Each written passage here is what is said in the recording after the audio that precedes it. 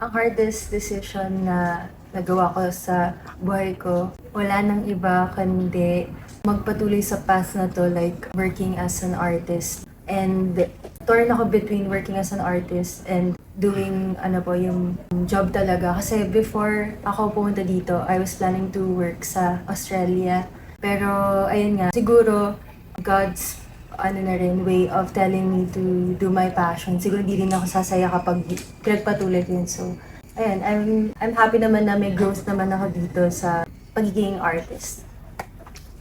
Well, for me, siguro yung hardest decision na nagawa ko sa buhay ko, wala nang iba. Siguro yung bitawan ko yung studies ko and unahin tong, una kasi passion lang naman tong gusto ko like performing lang talaga. And then, eventually, naging dream ko na maging idol, ganyan. Siguro, ayun. And right now, yung na-feel ko, fulfilling naman. Kasi, since passion ko siya before, and then naging dream, like, lahat na ng mga pinapangarap ko before, andito na, natupad na lahat. And sobrang saya lang kasi marami akong kasama sa journey na to. And yung mga unexpected things na iniisip ko before, nagagawa ko na siya ngayon. Like, kunwari, pumunta internationally to perform or represent the Philippines, ganyan. So, parang sobrang imposible lang sa akin before. But now, lahat nangyayari na and sobrang happy ka na. Sa akin actually, yung hardest decision ko, ano rin yun yun din yung easiest decision ko. Like, etong pagka-artist. Kasi, ever since talaga, wala akong maisip na ibang career na kunin, kundi yung pag-perform. Pero naging mahirap din siya in a way kasi sobrang biglaan na nangyari. Tapos di pa ako tapos mag-school. And malalayo ako sa family ko for the first time. Kaya, ayun. Parang sa akin, same lang din with Alexa and Charlotte. Kasi pinut on hold talaga namin yung studies namin. And hindi kasi yun yung usual path na tinatake, lalo na hindi pa tayo nakakapagtapos. Pero ngayon, like, what I'm feeling, sobrang may kaba pa din. But at the same time, it's exciting kasi hindi mo alam kung saan ka dadalhin netong pangarap na to. And ang dami namin natatanggap na blessings na hindi namin ina-expect before.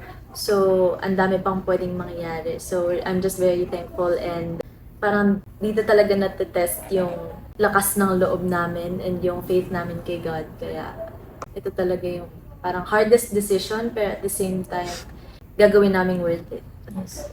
Ako naman, yung hardest decision na ginawa ko ay wala nang iba kundi mag-hold on din sa uncertainty dito sa field na to. Or dun ako sa assurance ako kahit papaano. Pero kasi may reason kung bakit nangyayari tong lahat ng bagay na to. Parang along the way, nare-realize ko na connected lahat kung bakit nangyari yung before sa kung bakit nangyayari yung ngayon. So, ang mahalaga naman, kailangan mo lang magtiwala kay God sa plano niya sa buhay mo kasi alam niya yung kung ano yung best for you. So, ayun. And thankful din ako kasi marami rin akong natututunan along the way. Ayun. And excited ako sa kung ano pang pwedeng mangyari. What's in store for us?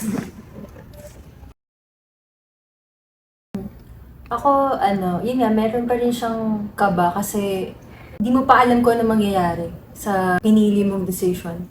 Pero at the same time, yung learning, yung experiences, yung mga tao na nakikilala mo along the way, yung parang hindi siya mapapantayan kapag nagstay ka lang dun sa comfort zone mo. So, itong lumabas kami or ako sa comfort zone ko, nagbigay sa akin a way to grow and to learn more about myself and to know my purpose more. So, Actually, same lang din with Ate Angela. Or like siguro kung nasagot na rin yung girl, same lang.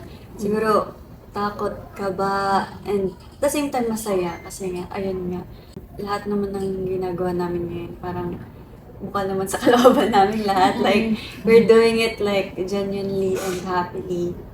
siguro, ganun din sa lahat ng girls. Gusto namin na i-pursue yung dreams namin na walang regrets. So, lalaban talaga hanggang dulo. Para in the future, kung may pag nilay-nilayan, wala kami pagsisisihan.